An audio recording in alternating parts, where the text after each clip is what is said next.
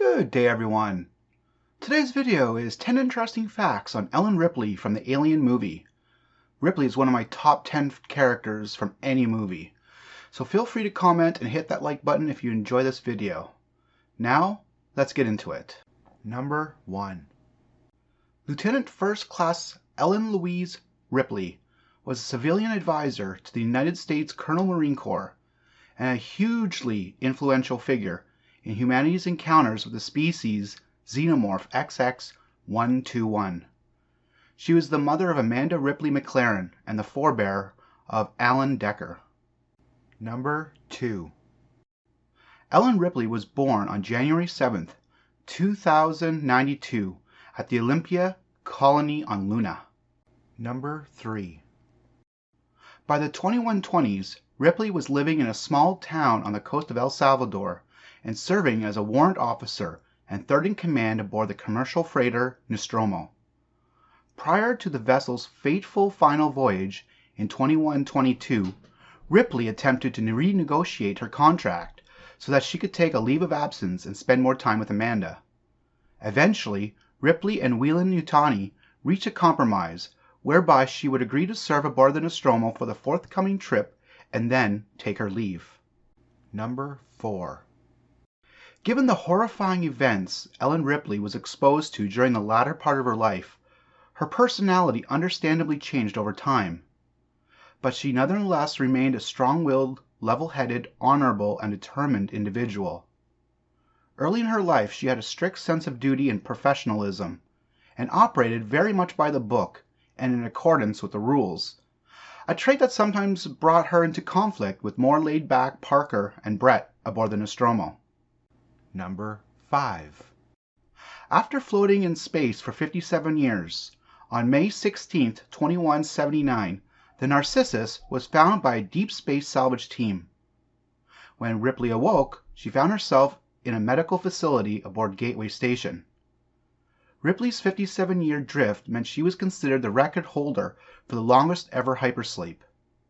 She was also informed by Weyland-Yutani Representative Carter Burke that her daughter Amanda had died while she was drifting in space. Number 6.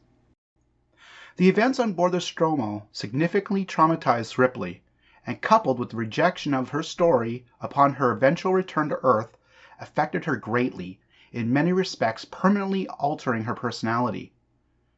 She became far colder and more apathetic towards her life, resigned to the fact that she had been ruined both professionally and personally by what had happened. At the same time, she was plagued by vivid nightmares involving the xenomorph, nightmares that ultimately spurred her decision to return to LV-426 and confront the creatures again.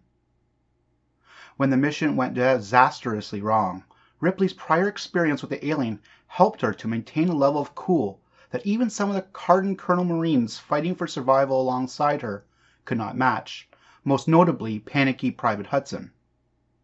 Her level of calm and ability to make competent decisions, even under extreme stress, endeared her greatly to the Marines around her, particularly Corporal Hicks, who openly included Ripley in tactical discussions, trusting her judgment despite the fact she was only a civilian. Number 7. Ripley was also capable of extreme bravery, perhaps never more apparent than when she entered the hive on LV-426 alone to rescue the captured Newt. Ripley's relationship with Newt was significant in that it represented a reawakening of the maternal role that Ripley lost when she was informed that Amanda had died in the time she had spent drifting in space. Ripley and Newt formed a close parent-child bond that not only encouraged Ripley to fight on, but also devastated her when Newt was killed on Farina 161. Events on LV-426 also helped Ripley to overcome her prejudice towards synthetics, even coming to view Bishop as something approaching a friend. Number 8. Although Ripley, of her own accord, was not a soldier, she would arm herself with whatever came to hand if it would help her survive. Aboard the Nostromo, she armed herself with one of Parker's built flamethrowers, although when cornered by the alien aboard the Narcissus, she resorted to a more rudimentary harpoon grappling gun to finally kill the creature.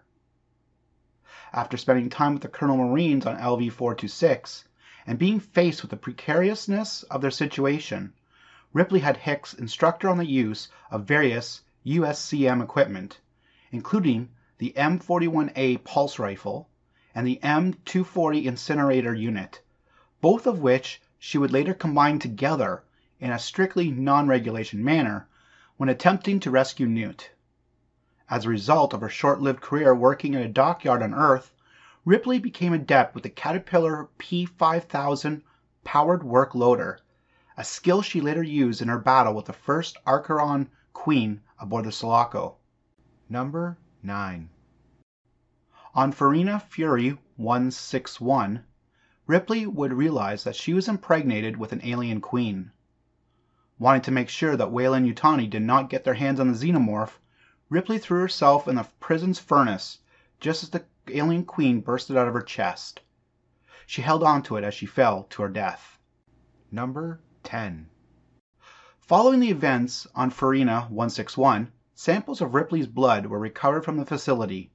From these, the United Systems military were able, 200 years and 7 failed attempts later, to create a clone of Ripley, dubbed Ripley 8, along with the queen embryo gestating within her. Imperfections in the cloning process meant that Ripley 8 was not entirely human and contained xenomorph DNA, providing her with superhuman abilities as well as granting her access to Ellen Ripley's memories.